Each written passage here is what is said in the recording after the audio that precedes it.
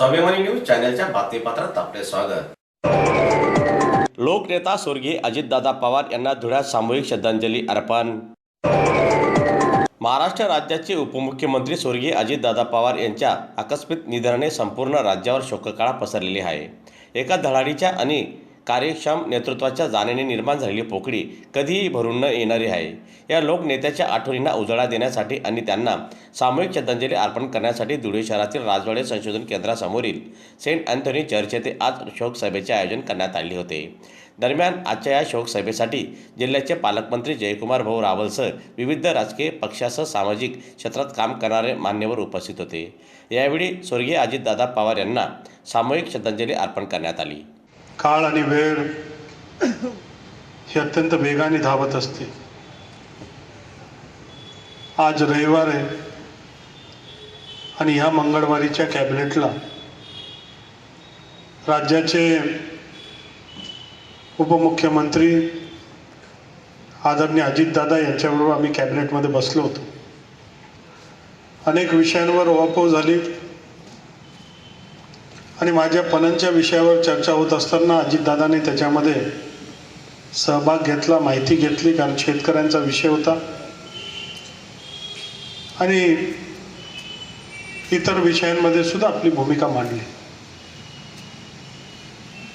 शेवटच्या विषयासंदर्भात पुढची कॅबिनेट कधी घ्यावी तर राज्याचे मुख्यमंत्री आणि त्यांच्यामध्ये चर्चा झाली 3 का 5 आणि त्यांनी 5 तारीख अशी ठरवली आणि तिथून आम्ही निघालो।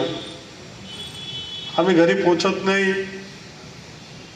तितक्यात आपल्या सगळ्यांना विश्वास होणार नाही अशी भयावह दुर्दैवी दुःखद घटना आपल्या सगळ्यांच्या कानावर पडली आणि हे खरं आहे का असं माणूस मनाला सांगत होतं की हे खोटं ठरलं पाहिजे। ॲक्सिडेंट झालाय खरा पण त्याच्यात दादाला काय झालं नाही अशी बातमी यायला पाहिजे असं आपल्या सगळ्यांना वाटत होतं, आपल्या सगळ्यांच्या प्रार्थना होत्या। परंतु नियतीने तसं घडवलं नाही आणि आपल्या सगळ्यांवर एक मोठा दुःखाचा डोंगर आपल्या सगळ्यांवर कोसळलाय। मग राज्याचे मंत्रिमंडळ मुख्यमंत्रीपासून तर आमदारपासून तर गावागावामध्ये राहणारा सर्वसामान्य माणूस या प्रत्येकाला आपल्या घरातील कोणी करता वडीलधारी माणूस आपल्यातून निघून गेला अशीच भावना महाराष्ट्रामध्ये आणि देशामध्ये करोडो लोकांमध्ये होऊ लागली।